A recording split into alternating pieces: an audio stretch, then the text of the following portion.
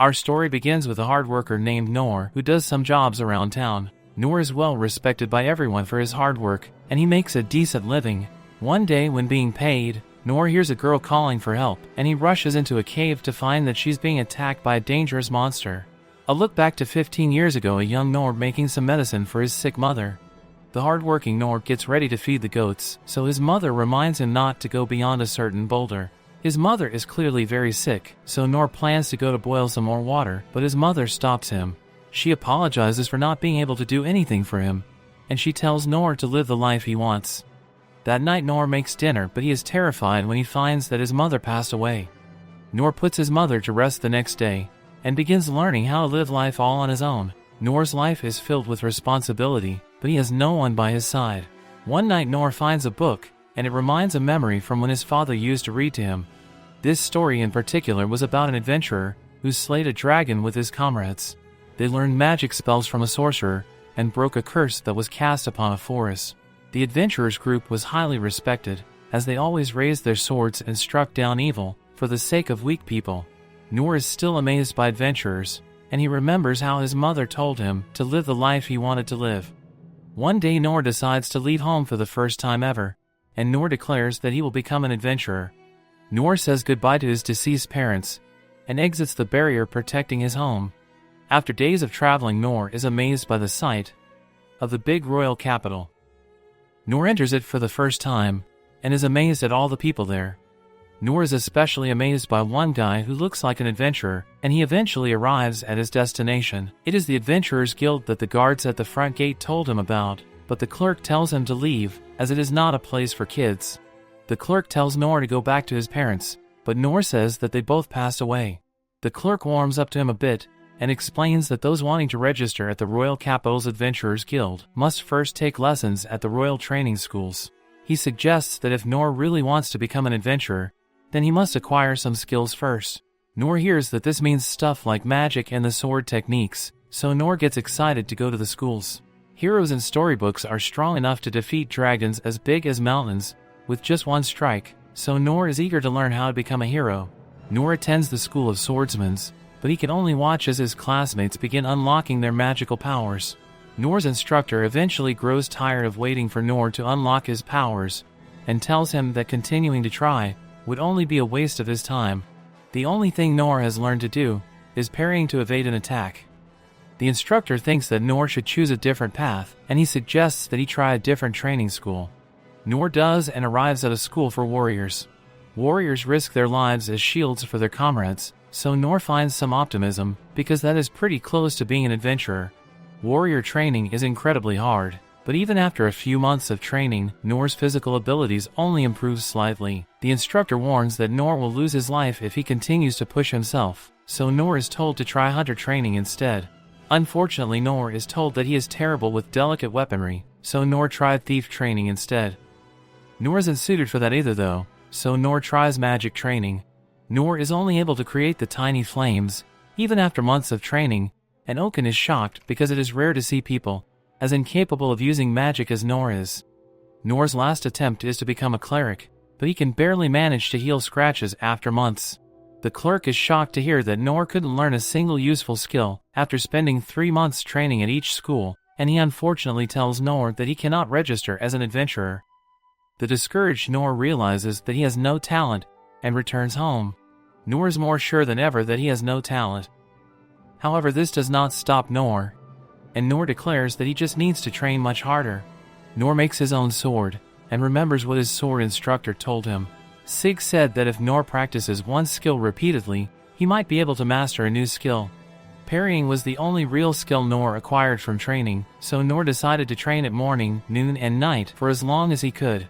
1 year later, Noor has improved his parry skill so much that he can now evade 10 swords in one breath. Noor doesn't have any new skills yet, but his parry skill has improved immensely. 3 years later, Noor is now able to evade 100 swords in one breath. However, Noor still doesn't have any new skills, so Noor determines that he has no chance of ever becoming an adventurer.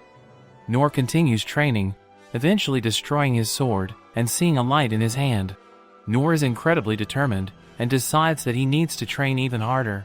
10 years later, Noor thinks about how he has trained every day without fail.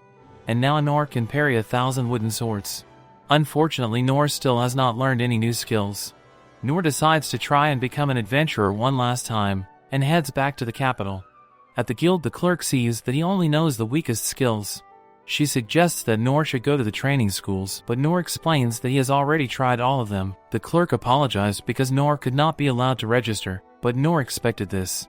Just then the old clerk appears, but he doesn't recognize Noor. The clerk eventually remembers him, and he is glad to hear that Noor has been training on his own. Noor explains that it hasn't gone well at all though, because he only managed to improve his parry skill a little. The old clerk explains that adventurers are ranked from E to S rank. In order to be recognized as an E rank, a person must have more than one useful skill. Noor's list of skills doesn't show anything useful, so Noor's dreams are crushed again. However, the old clerk says that there is more than one way to become an adventurer. There is something lower than E rank, and that is F rank. Noor can't believe that he might still be able to become an adventurer this way, but there are some conditions. Noor would be forbidden from taking any quest that involved hunting or venturing out of the city to gather herbs. This means that Noor will only be able to accept tasks around the city. No one bothers becoming an adventurer this way, but the clerk is shocked when Noor eagerly wants to do it. Noor registers, so the clerk gives him his F-rank adventurer license. The clerk doesn't think it is a big deal, but this is life-changing for Noor, so he thanks him. Noor enhances his strength a bit, and gets right to work doing tasks around the town. Noor silences his footsteps to catch a cat, and uses heel to fix some scratches he got from the cat. Noor uses his tiny flame to make dinner, and do a rock trick to entertain some kids. Noor has finally achieved his dream of becoming an adventurer that helps people, and Noor fears that asking for anything more would be too much. Then we return to the present, where Noor runs into the cave, and finds people being attacked by a monster. Noor has only seen monsters in books, and Noor is shocked to see how big it is. Some guards try to protect a girl, and the captain gets attacked. Noor goes to check on him, but finds that the captain is already gone. The monster ferociously attacks the other guards, and Noor can tell that they won't survive. A minute later, Noor's fear proves to be correct, as the monster eliminates all the guards. Monster turns its attention to the girl, but Noor uses a stone to attack to get its attention.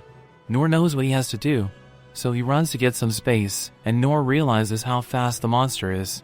Then Noor turns to it, and uses Parry's skill, which sends the monster flying. The monster attacks him again, so Noor uses his Parry skill, but Noor knows that he will lose his life if he gets hit by an attack. Noor plans to wait for an opening so he can counterattack, but Noor remembers that that won't work, because he doesn't have any attack skills. Noor sees that the girl still hasn't run away, and the monster seems to be attracted to her ring. The monster goes to attack her, but Noor uses his feather step skill to speed up, and he parries its attack. His sword shatters, but Noor declares that even if he can't become an adventurer hero, he wants to at least be able to protect this girl.